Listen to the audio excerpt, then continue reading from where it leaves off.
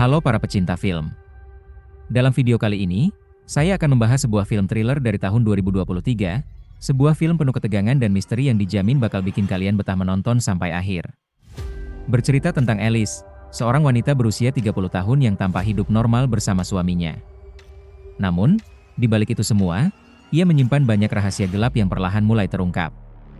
Malam itu, Alice menjadi target seorang sniper misterius yang mengatakan akan menghukumnya atas dosa-dosa masa lalunya. Kini, terjebak sendirian, Alice harus menemukan cara untuk bertahan hidup sekaligus mengungkap siapa sebenarnya orang yang ingin menghabisinya. Sebelum kita mulai, jangan lupa tekan tombol like dan subscribe, supaya kalian gak ketinggalan pembahasan film-film seru lainnya. Oke, langsung saja, inilah sebuah film berjudul Night of the Hunted.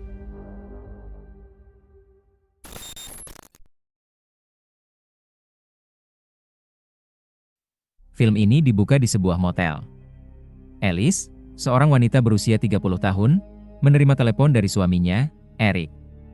Jam menunjukkan pukul 2 dini hari. Eric menyapanya dengan hangat, sekaligus mengingatkan bahwa hari ini mereka punya janji dengan dokter kesuburan. Dari percakapan singkat itu, kita tahu Alice bekerja sebagai manajer media sosial di sebuah perusahaan farmasi, dan baru saja pulang dari konvensi penting. Namun, di balik semua itu, Alice menyimpan rahasia gelap. Ia berselingkuh dengan rekan kerjanya sekaligus sahabat dekatnya sendiri, John. Di adegan berikutnya, Alice dan John terlihat keluar dari motel, lalu melanjutkan perjalanan mereka. Dalam perjalanan, terungkap bahwa Alice dan Eric sedang mengalami kesulitan untuk memiliki anak.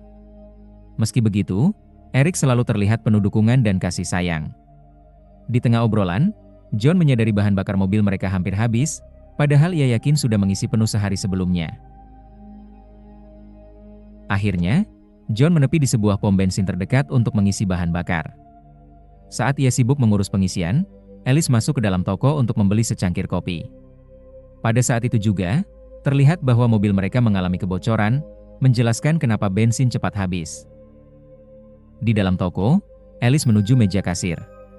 Tidak ada seorang pun di sana. Jadi ia menaruh uang di atas meja dan bersiap pergi. Namun langkahnya terhenti ketika melihat darah berceceran di dinding. Ketakutan, ia segera menuju pintu keluar, namun tiba-tiba sebuah peluru menembus lengannya, disusul rentetan tembakan lain. Alice terjatuh, lalu merangkak mencari perlindungan sambil berteriak minta tolong. John di luar sama sekali tidak sadar karena sibuk mendengarkan musik keras di mobil. Alice menekan lukanya dengan kain seadanya, lalu memberanikan diri mengintip keluar. Sebuah peluru langsung melesat nyaris mengenai kepalanya.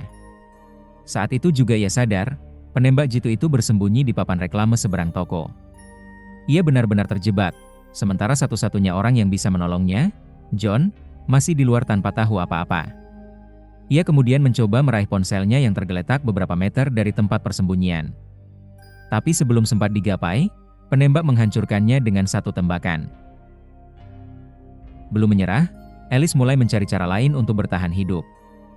Ia melihat layar CCTV di toko itu dan menemukan bahwa ada sebuah pintu keluar.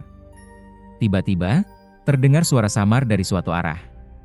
Setelah menelusuri sumber suara, ia menemukan sebuah walkie-talkie di atas meja. Namun meja tersebut berada dalam jangkauan si penembak, sehingga sangat berisiko untuk mendekat. Alice kemudian menyusun sebuah rencana sederhana. Ia melempar beberapa bungkus keripik ke udara, dan ketika penembak melepaskan tembakan ke arah benda-benda itu, ia bergegas mengambil walkie-talkie tersebut. Melalui perangkat itu, Alice meminta seseorang untuk segera menghubungi polisi. Namun, pria di seberang justru balik bertanya mengenai istrinya, Amelia. Sementara itu, John akhirnya menyadari bahwa bahan bakar mobilnya kembali hampir habis, dan setelah diperiksa, ia mendapati bahwa tangki bensinnya memang bocor. Menyadari Alice belum juga kembali, John memutuskan untuk masuk ke dalam toko untuk mencari tahu apa yang sedang terjadi. Sayangnya, begitu John melihat Alice, sebuah peluru menembus lehernya. Ia terjatuh ke lantai dan dengan suara lemah memohon bantuan Alice. Namun, si penembak kembali melepaskan tembakan, memastikan John benar-benar tewas di tempat. Setelah menyaksikan kejadian mengerikan itu, Alice berusaha mengambil kembali walkie-talkie yang terlempar ke area terbuka dengan menggunakan tongkat pel lantai. Ia lalu memperkenalkan dirinya dan menjelaskan kondisi yang sedang terjadi di minimarket. Pria di seberang bertanya lagi soal istrinya, Amelia, Namun Alice dengan jujur mengatakan bahwa ia tidak melihat seorang pun di sana. Mendengar jawaban itu, pria tersebut segera menghubungi polisi untuk meminta bantuan. Ia sempat meyakinkan Alice bahwa bantuan akan tiba dalam waktu 15 menit. Namun, tak lama kemudian, ia tertawa dengan nada gila, lalu mengaku bahwa dialah yang baru saja meledakkan kepala John. Seakan belum cukup, ia menambahkan ancaman, jika Alice tidak mau berbicara dengannya, maka ia sendiri yang akan turun menghampirinya. Alice mulai mengamati ruangan dengan lebih teliti dan melihat beberapa saklar lampu. Ia berpikir, jika toko itu gelap, peluang untuk melarikan diri mungkin akan lebih besar. Ia mengambil beberapa benda dan melemparkannya ke arah panel listrik, tapi usahanya gagal. Saat itu, ia menyadari bahwa rak tempat ia bersembunyi ternyata memiliki roda. Dengan perlahan, Alice menggeser rak itu sambil menghindari rentetan peluru yang kembali menghujaninya. Akhirnya, ia berhasil melompat dan mematikan lampu toko. Beberapa saat kemudian, Alice mencoba menggunakan radio untuk menghubungi orang lain, namun yang tersambung lagi-lagi hanyalah si penembak. Melalui percakapan itu, sang penembak mengatakan bahwa tidak ada orang lain di sana selain dirinya, Alice, dan istrinya, Amelia. Saat itulah Alice menyadari bahwa Amelia sebenarnya sudah mati. Si penembak kemudian mengaku bahwa ia sendiri yang membunuh istrinya karena perselingkuhan. Pengakuan itu membuat Alice semakin ketakutan, sebab ia sendiri juga berselingkuh dari suaminya. Tak lama, sebuah mobil berhenti di pom bensin. Seorang pria bernama Daug keluar dari mobil dan masuk ke dalam toko, mencari pacarnya, Amelia. Melihatnya, Alice segera memperingatkan agar ia tiarap karena ada seorang penembak jitu berbahaya di luar sana.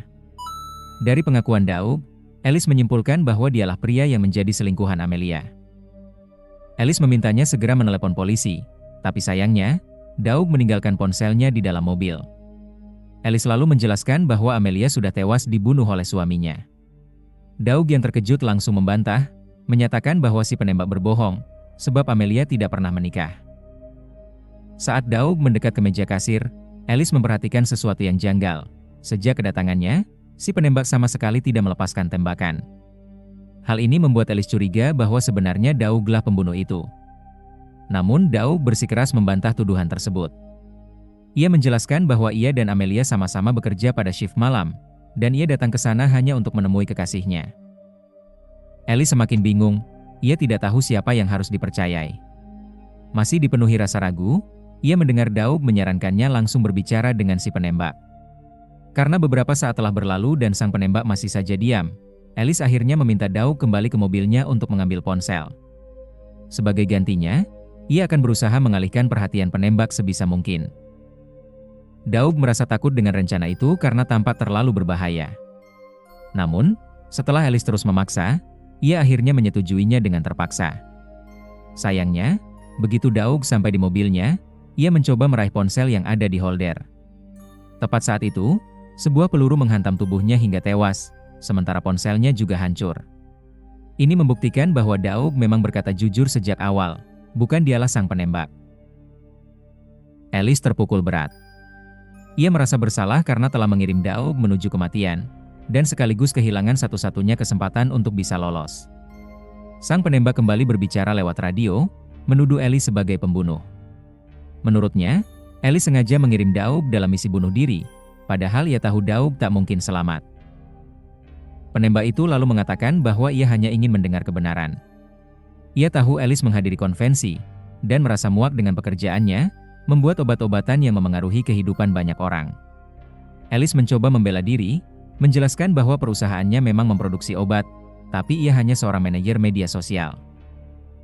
Namun, si penembak justru semakin marah. Baginya, yang Alice lakukan bahkan lebih buruk, menyebarkan kebohongan bahwa obat-obat itu aman. Ia juga mengaku mengetahui nama perusahaan tempat Alice bekerja, lalu menuduh Alice sebagai wanita egois yang naik jabatan dengan cara mengkhianati orang lain.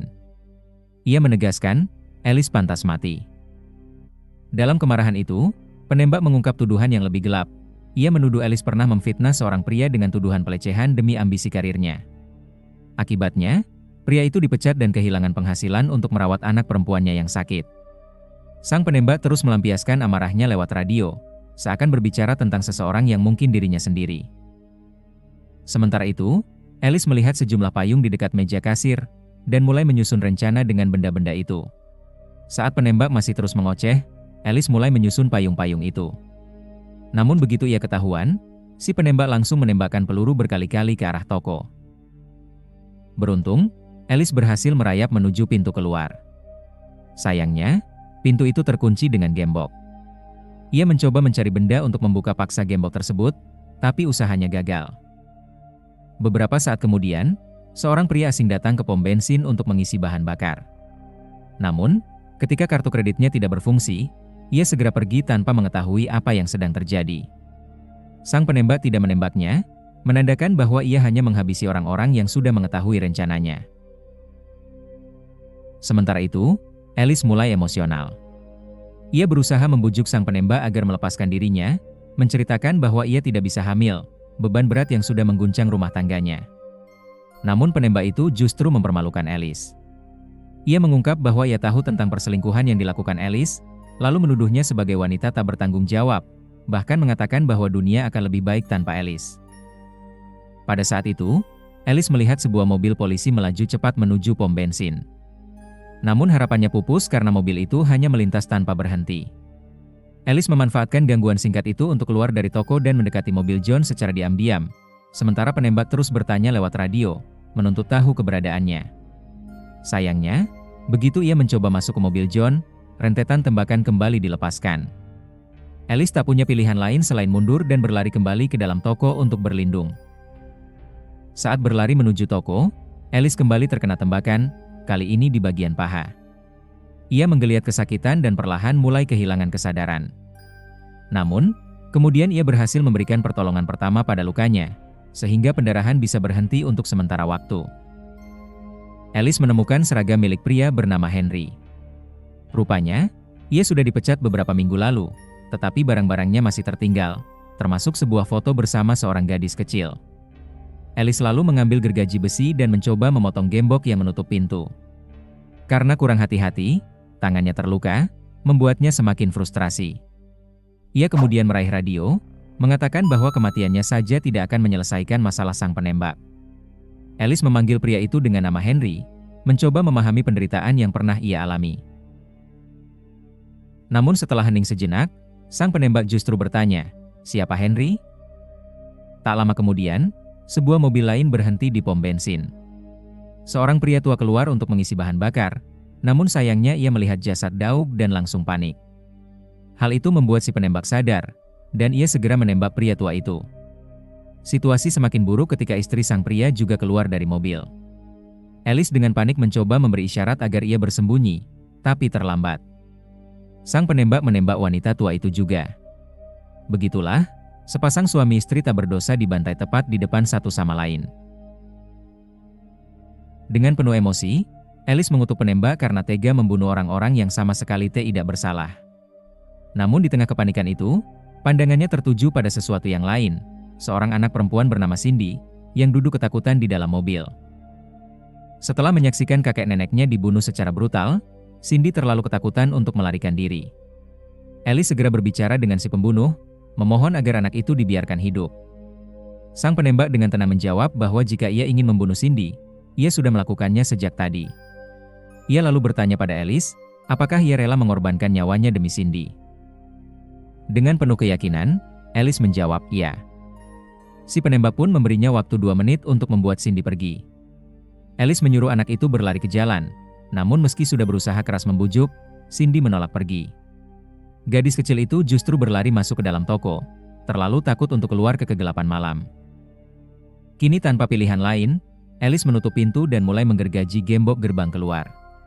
Di saat bersamaan, si pembunuh akhirnya turun dari papan reklame, berjalan mendekat ke toko untuk menghabisinya. Setelah beberapa waktu, Alice berhasil memotong gembok, namun hatinya hancur ketika mengetahui masih ada satu pintu besi lagi di belakangnya, juga terkunci. Kini ia tidak punya pilihan selain menghadapi monster itu secara langsung. Ia segera menyembunyikan Cindy, mengambil apapun yang bisa dijadikan senjata, lalu bersiap menghadapi pertarungan. Tak lama kemudian, si penembak tiba di toko dan berhasil masuk. Ia berjalan pelan, matanya menyapu setiap sudut ruangan untuk mencari Alice. Saat ia mulai mendekati sebuah pojok, Alice muncul dari belakang dan menghujamkan batang besi ke punggungnya. Pertarungan sengit pun terjadi. Namun kondisi Alice yang sudah terluka membuatnya cepat kewalahan.